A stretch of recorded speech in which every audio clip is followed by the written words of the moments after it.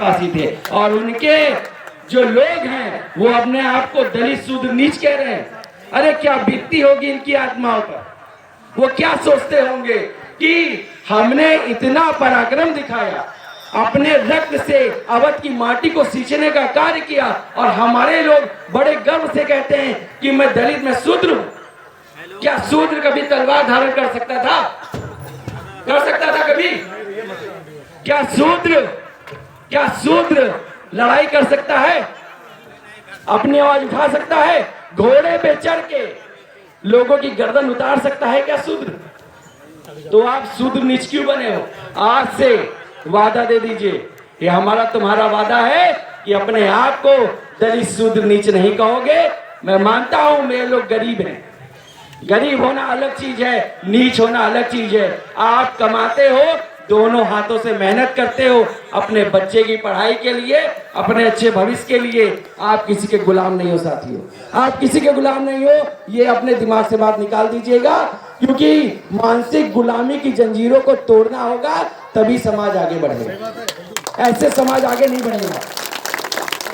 और एक आवाज आई यहां से हमारे कुंवर भाई की कि मटके का नाम, बहुत सारे नीले गमछे के साथियों ने हमारी समाज के नीला गमछा ओढ़ के हमारे बीच में आए और कहा लोगों से कि हमें पानी पीने का अधिकार नहीं था, हमें पानी पीने का अधिकार नहीं था, हमें मंदिर जाने का अधिकार नहीं था। ठीक है, बहुत सारी बातें कही। तो मैं उनको बता देना चाहता हूं, उन मक्कार दलालों को मैं बता देना चाहता हूं, भले बात बुरी लगे कोई दिक्कत नहीं।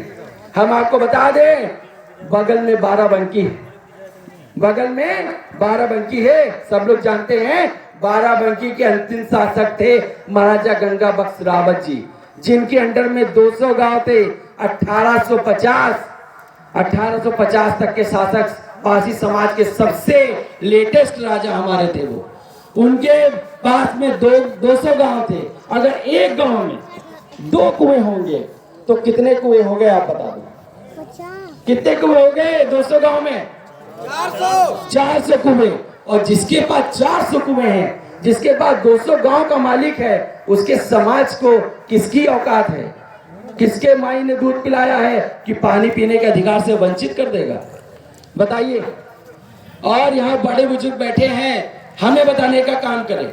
अगर मैं गलत बोल रहा हूं कि कभी क्या आपके लोगों ने झाड़ू मटका पहना है? क्या पहना हो? कभी कोई पुरनिया बताया हो कि हम लोग झाड़ू मटका पहनते थे? तो बताने का काम करें, बताइए पहना है? नहीं पहना है तो हाथ खड़ा करके बताओ मुझे कि नहीं पहना। नहीं पहना तो काहे के दलित बने घूम रहे हो? और एक बात बता दूं, ये अवध की धरती पे पासियों ने ना कभी झाड़ू मटका पहना और ना ही दूसरे समाज के लोगों को पहनने भी दिया। यहाँ पे उनका मनुवाद नहीं लागू हुआ साथियों। ये महाराष्ट्र का इतिहास है, ये महाराष्ट्र के महारों के साथ हुआ जो यहाँ पे अप्लाई किया गया। हमारा इतिहास नहीं है, हमारा इतिहास ये है। हमारा इतिहास महाराजा बिजली पासी है, लाखन पासी है, नगराम पासी, नल पासी है। ये सारा हमारा इतिहास है जो हमारे डीएनए में। आज भी पासी लाठी लेके खड़ा हो जाए तो बड़े बड़े क्षत्रिय गली छोड़ देते हैं।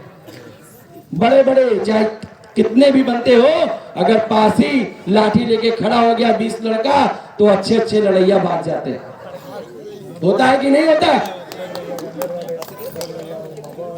बड़े लड़ैया महोबा वाले, बड़े लड़ैया गांजा वाले, जिनकी मार सही ना जाए, वो पासियों के लिए कहा गया है।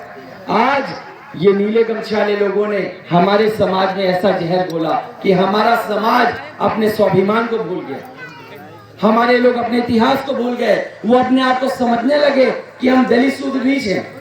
उन्होंने कभी मंच पे खड़े होके आपके राजा महाराजाओं का इतिहास बताने का कार्य नहीं किया, क्योंकि अगर आप अपने इतिहास को जान जाओगे, हमारी माताएं बहनें अपने इतिहास को जान जाएंगी तो वो स्वाभिमानी बन जाएंगे। और एक बात और, हमारी बहन ने, हमारे गुरुजी ने भी ये बात कही कि महिलाओं को कम आंका जाता है। तो मैं आपको बता दूं एक किस्सा कि हमारी एक वीरांगना उदा देवी पासी जी, जिन्होंने 57 की क्रांति में 36 अंग्रेजों को मार गिराया। आप बता दीजिए पूरे विश्व में कोई ऐसा योद्धा रहा हो जिसने अकेले 36 लोगों को मारा हो? बताइए, कभी सुना है आपने?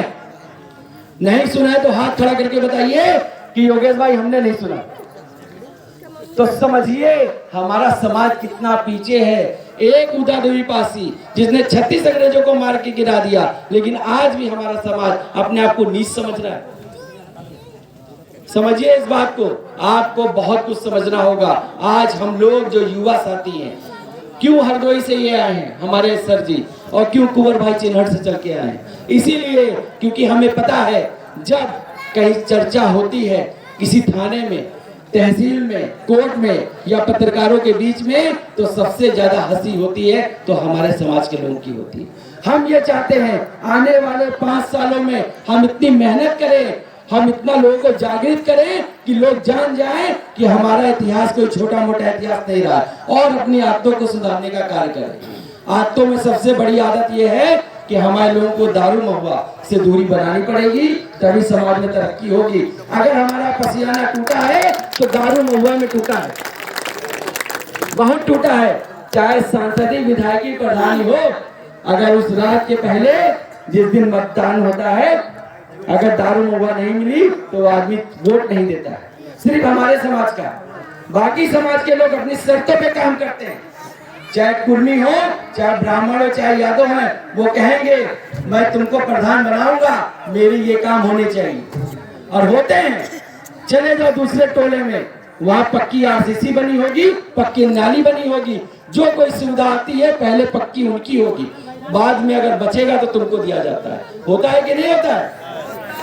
अरे उन्होंने उनसे दारू महुआ नहीं पिया, उन्होंने अपनी शर्तों पे काम किया, इसलिए उनका काम होता है। जब अंगूर के गुच्छे नहीं बनोगे, अलग थलग बटे रहोगे, तो किसी का भी सम्मान नहीं। अकेले हम कुछ नहीं कर सकते, अकेले आप कुछ नहीं कर सकते। बाबा साहब भीमराव अम्बेडकर का फोटो यहाँ पे लगा हुआ है। उन्होंने एक बात कही थी, शिक्षित होइए, संगठित होइए, लेकिन आप संगठित तभी हो सकते शिक्षित होने के बाद जब आपको समाज का दर्द होगा। अगर दर्द नहीं है तो कभी संगठित नहीं हो सकते। पड़ोस में किसी माता बहन के साथ, किसी आदमी के साथ गलत होगा, आप उसकी आवाज नहीं उठा सकते, कभी संगठित नहीं हो सकते। इसलिए मैं आपको बताना चाहूंगा कि कहीं किसी के साथ गलत हो, आप कुछ नहीं कर सकते, उससे मिलने जरूर जाइए, उसका उपहास मत उड़ाइए। मेरे समाज में ये बहुत बड़ी दिक्कत है, लोग उपहास उड़ाना शुरू कर देते हैं, हंसी उड़ाना शुरू कर देते हैं, जबकि उस समय उसकी आपकी सबसे ज्यादा जरूरत है। तो साथियों, एक बात आपको बताना चाहेंगे, एक कुछ लोग यहाँ बैठे होंगे तो ये भी सोच रहे होंगे कि भाई दूसरे समाज के लोग हमें लगातार नीच कहते आए योगेश भाई, तो हम उसका क्या तोड़ है। बहुत लोग कहते हैं कि हमने सुअर को पाला इसलिए हम नीच हैं। तो हम आपको बता दें, हमारी महिलाएं बैठी हैं, माताएं बहनें, आप देखिए ये अपने पैरों में मोहर लगाती, मोहर लगाते हैं ना आप लोग, रंग लगाते हैं ना, तो रंग पहले जब मुगलों का आक्रमण हुआ और पूरी शासन व्यवस्था उनके हाथ आ गई, तो अपनी बहन बेटी को मुगलों से बचाने के और बाहरी आक्रमणों से बचाने के लिए हमने सुअर को पालने का कार्य किया, और सुअर को काट कर उसको हाथों पे, सर पे और पैरों में लगा देते थे, जिससे मुसलमान सुअर को नापाक समझते हैं और उसको छूते नहीं थे। आज भी लुलु मॉल बना हुआ है, सबका मांस मछली मिलेगा, लेकिन तुम्हें सुअर का नहीं मिलेगा, क्योंकि मुसलमान का है, मुसलमान का है। और कोई अगर जो ऊंची जनरल कास्ट के लोग हैं, तुमको कहते हैं कि तुमने सुअर पाली इसलिए नीच हो, तो मैं उनको बता देना चाहता हूँ, उनको बता देना, तर्कशील बनो। अम्बेडकर साहब का फोटो रखने से अम्बेडकर साहब नहीं बन जाओगे। अम्बेडकर साहब की शिक्षाओं को अपने अंदर ग्रहण करना होगा। उन्होंने कहा कि आप तर्कशील बनिए। जो समाज अपने इतिहास को नहीं जानता, उसको कोई भी बेवकूफ बना के चला जाएगा, और यही होता है। तो मैं उनको बता देना चाहता हूँ, जनरल कास्ट के लोगों को, कि भाई हमने सुअर पाला, ये बात मैं मानता हूँ, और बहुत गर्व है कि मेरे समाज के लोगों ने सुअर पाल के अपनी माता बहनों की रक्षा की। हमारे लोग कन्वर्ट नहीं हुए, हमारे लोगों ने कभी धर्म परिवर्तन नहीं किया, किले टूट गए, आधीन नहीं हुए हम। और एक बात, विष्णु जी का चौथा अवतार वराह का है, और सुअर को संस्कृत में वराह कहा गया है। क्या कहा गया है? वराह। तो जब विष्णु जी चौथा अवतार सूअर का ले सकते हैं, जिसमें उनके दांत निकले हैं और पृथ्वी का भार उठा के खड़े हैं। तो जब वो दलित शूद्र नीच नहीं हुए तो सूअर पालने वाला ये पसिया कैसे नीच हो गया? ये कैसे नीच हो गया? हम सबसे ऊंचे हैं कि तुम तो गैया पाले थे, तुम तो गाय लेके आए थे। मैंने तुम्हारे भगवान को पाला है तो कह देना कि आके इस पसिया के पैर छूना शुरू कर दो। उनको कह देना जो जाके कथा बाजते हैं वो भी सीधा पानी लेते हैं, हमें सीधा पानी कभी लिया ही नहीं। जो फल है, जो 21-51 है, दाल चावल जितना चढ़ावा है वो सब धर लेते हैं। तुम सीधा पानी लेते हो, हम नहीं लेते। हम राजा हैं, तुम प्रजा हो। उनको बता देना और आंखों में आंखें डाल के बात करना शुरू कर दो, क्योंकि अब समाज का युवा जाग चुका है।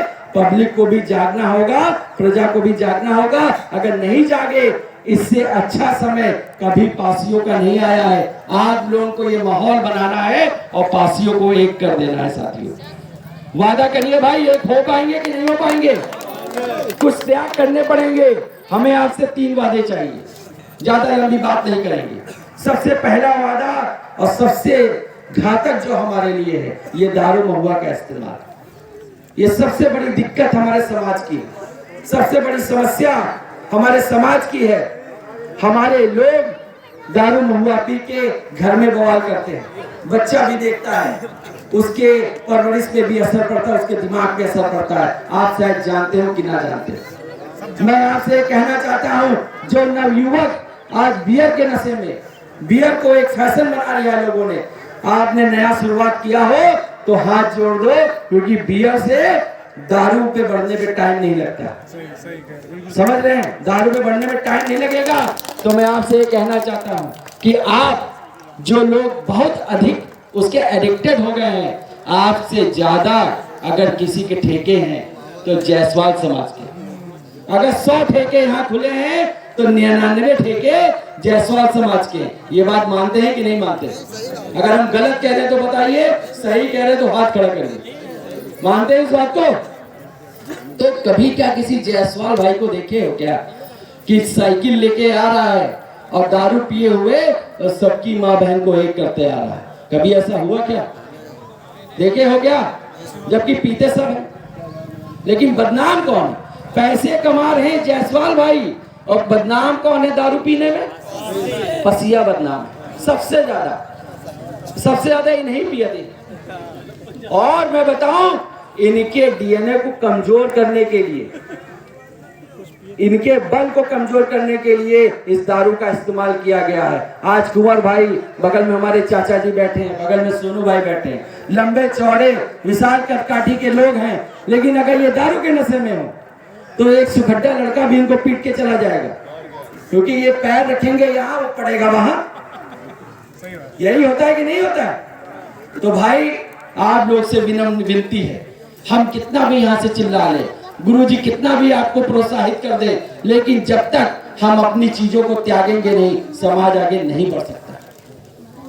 आपको ये दारू महुआ त्यागनी पड़ेगी, और बहुत नहीं त्याग कर पा रहे हैं तो जैसे दूसरे लोग अपने घर में लाके शाम को पी के सो जाते हैं, वैसे ही घर में लाके शाम को पी के सो जाओ बिना बवाला करे। वादा कर पाओगे? ये हो पाएगा? हो पाएगा भाई? अगर ये वादा कर पाओ, पहले तो छोड़ दो दारू, पहले तो दारू छोड़ दो, और दूसरी अगर नहीं छोड़ पा रहे हो तो घर में मंगा के पी करके सो जाओ। अगर ये हो पाए तो हाथ खड़ा कर दो, बाकी लोग हाथ नहीं खड़ा करोगे।